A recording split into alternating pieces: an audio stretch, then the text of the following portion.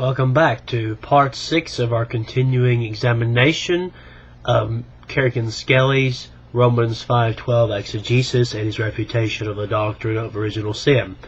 In part 5, we consider New Testament proof of the consequences of original sin and the sin of others. And also we began to look at what it meant in Romans 5:12 about the phrase that death spread to all men.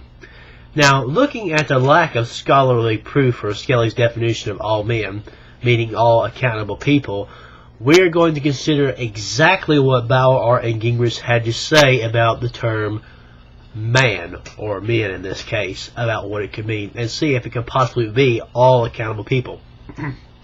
Page 67 through 68, we have a rather lengthy definition of the term anthropos.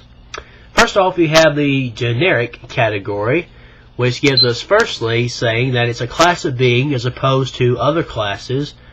Could be a friend if it's in the plural. In the genitive case, the meaning can be people. If it's plural in the genitive also, it could be one's fellow men.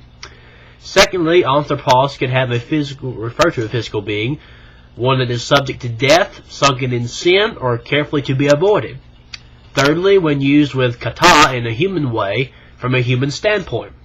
Now, second category of meanings for anthropos, in special combos and other meanings. Firstly, in this category, with terms in a genitive case, it could occur that way. Secondly, it could have some contextually required meanings, like being an adult male, or a husband, a son as opposed to a father, a slave, or a human figure of a heavenly being that looked like a person.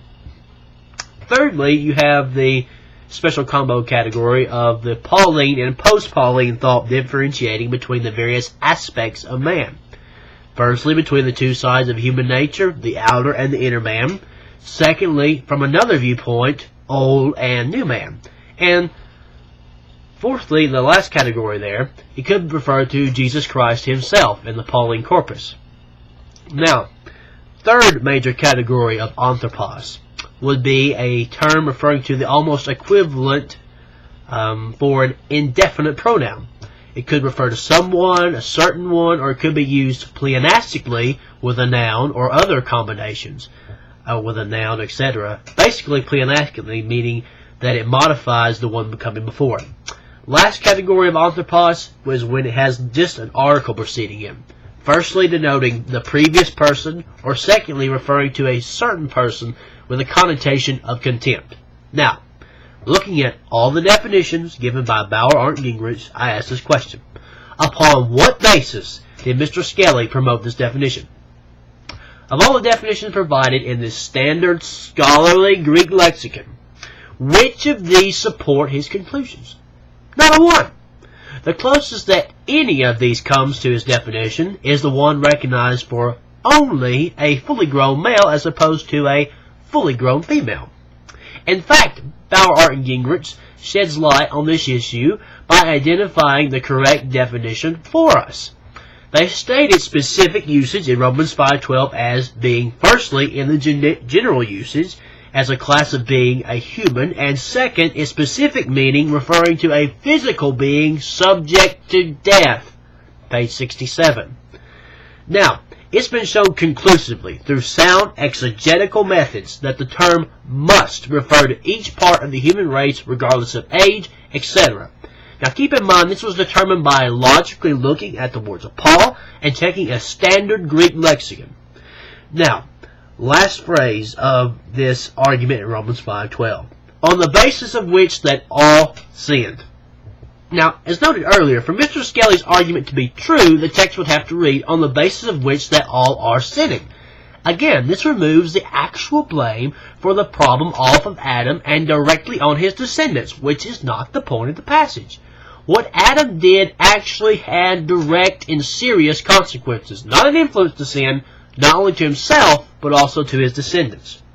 Now, both the English and Greek text here show this to be a past event, as we've already talked about. The term all sinned, hamarton, coming from hamartano, which is the third person plural aorist active indicative verb, indicating an action that has already occurred and is over by the time Paul wrote the word.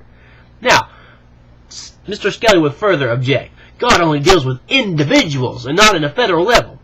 Now, recall the punishment meted out in Adam and Eve and in the serpent in the garden, as we discussed earlier in Genesis 3. The punishment was directed individually against them alone, yet not one anywhere would seriously contend that God did not and is not continuing to issue this out on all their descendants today due to their ancestors' sin. Also, refer back to the previous exegesis of the full nature of death already discussed earlier.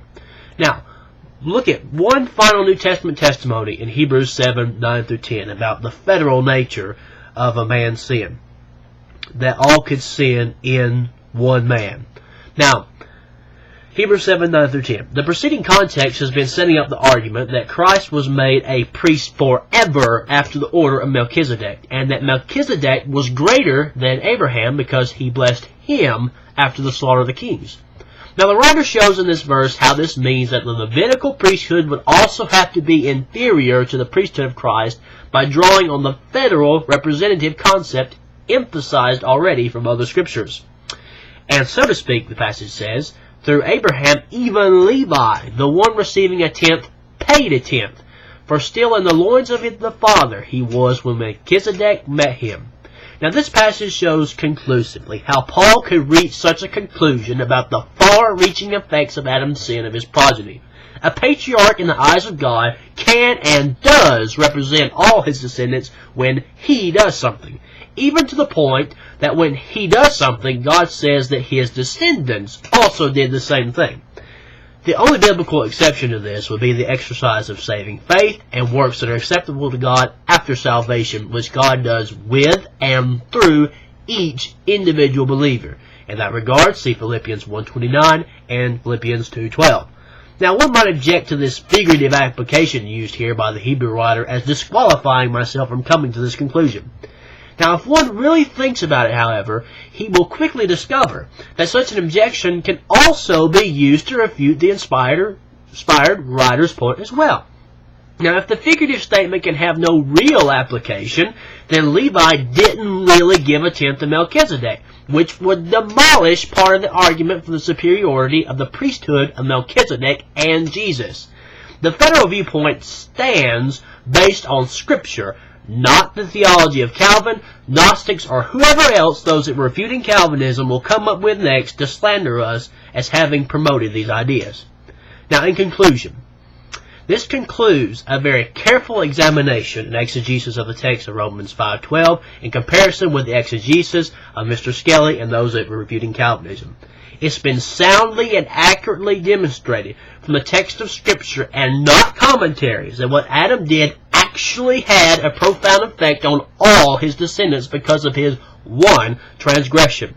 It was not merely an action that ushered in a state of things that would serve to influence others to sin. Now, this sort of explanation takes the clear blame and cause for death off of Adam and puts it directly on his descendants, which is clearly contradictory to the verse itself. Now, also, I took the time to review several common objections to my exegesis that I have heard many offer in years past to this interpretation of this passage, all in an effort to remain fair and balanced in my approach. I hope this review has been helpful to you. Feel free to leave your comments or criticisms. Tell your friends about these videos that I made. Please subscribe, share them with your friends. Thank you for your kind attention, and may God richly bless you, my beloved.